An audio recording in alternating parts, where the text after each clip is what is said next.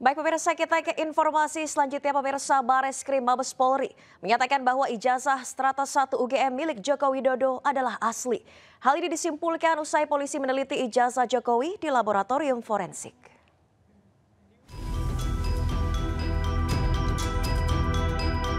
Bareskrim Mabes Polri menyatakan ijazah S1 Universitas Gadjah Mada milik Joko Widodo asli.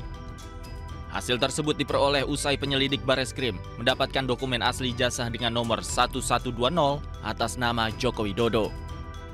Tim penyelidik juga telah melakukan uji laboratorium dengan memeriksa kertas, pengaman kertas, teknik cetak, tinta, tulisan tangan, hingga cap stempel yang tertera di ijazah tersebut. Bareskrim mengklaim hasil tersebut memperkuat keaslian ijazah Joko Widodo.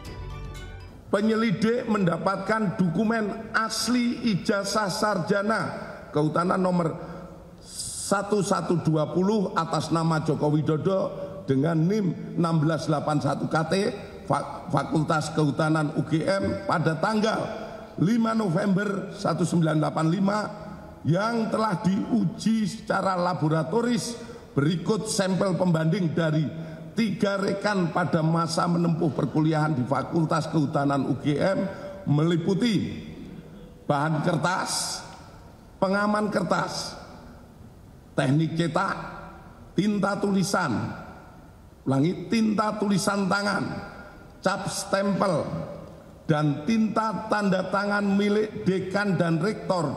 Dari peneliti tersebut, maka antara bukti dan pembanding adalah identik. Dari fakta-fakta yang diperoleh dari hasil penyelidikan, Bareskrim menyimpulkan bahwa Joko Widodo memenuhi syarat kelulusan di Fakultas Kehutanan Universitas Gadjah Mada dengan kepemilikan ijazah asli. Dari Jakarta, Tim Liputan iNews melaporkan.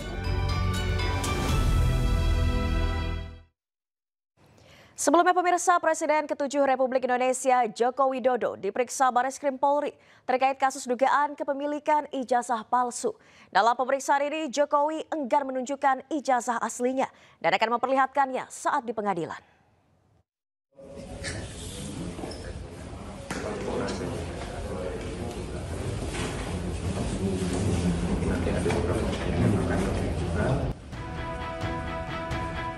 Selasa lalu Joko Widodo dan kuasa hukumnya tiba di Bareskrim Polri. Jokowi mengaku dicecar 22 pertanyaan oleh penyidik. Jokowi mengambil kembali ijazahnya yang pekan lalu diserahkan keluarganya ke penyidik untuk diperiksa. Namun Jokowi enggan menunjukkan ijazah aslinya dan akan memperlihatkannya saat di pengadilan. Ada 22 pertanyaan yang tadi disampaikan, ya sekitar ijazah dari SD, SMP, SMA, sampai universitas, juga yang berkaitan dengan skripsi, dengan kegiatan saat mahasiswa saya di sekitar itu. Ya. Pak, itu kan tadi sekalian ambil ijazah, apakah artinya proses uji lapornya sudah selesai dilakukan atau seperti? Ya, nanti ditanyakan ke Bareskrim. Boleh ditunjukkan mungkin Pak ijazahnya? Apanya? Ijazah nanti akan kami buka pada saat diminta oleh pengadilan, oleh hakim. Pemeriksaan ini merupakan tindak lanjut atas aduan yang dilayangkan sejumlah pihak yang tergabung dalam tim pembela ulama dan aktivis. Tim Liputan iNews melaporkan. Sementara itu pemirsa, sidang perdana gugatan perdata terhadap Universitas Gadjah Mada terkait ijazah Joko Widodo terpaksa ditunda.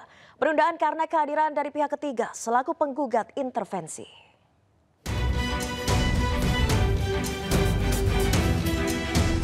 Pengadilan Negeri Sleman menggelar sidang perdana gugatan perdata terhadap Universitas Gadjah Mada atas ijazah Presiden ke-7 RI Joko Widodo Kamis pagi.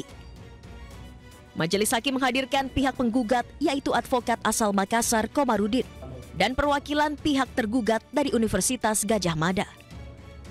Namun sidang perdana yang seharusnya berlanjut ke proses mediasi ini terpaksa ditunda karena kehadiran pihak ketiga selaku penggugat intervensi. Pihak ketiga tersebut belum mengajukan surat permohonan dan baru membawa surat kuasa. Maka majelis hakim menyatakan persidangan pada hari ini dinyatakan cukup dan akan dibuka kembali, yaitu pada hari Rabu tanggal 28 untuk agenda adanya intervensi ya. Dalam gugatan ini, UGM dituntut membayar kerugian material sebesar 69 triliun rupiah karena pihaknya dinilai bungkam atas kegaduhan ijazah Jokowi. Padahal polemik ini dinilai berpengaruh terhadap kestabilan ekonomi Republik Indonesia.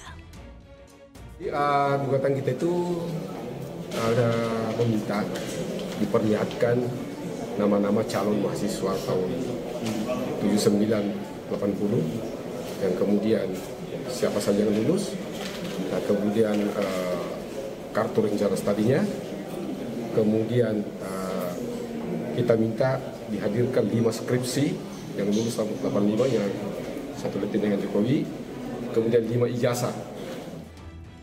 Persidangan akan dilanjutkan pada Rabu 28 Mei 2025 mendatang dengan agenda permohonan pihak intervensi. Dari Kabupaten Sleman, Daerah Istimewa Yogyakarta, Heru Trijoko, iNews melaporkan.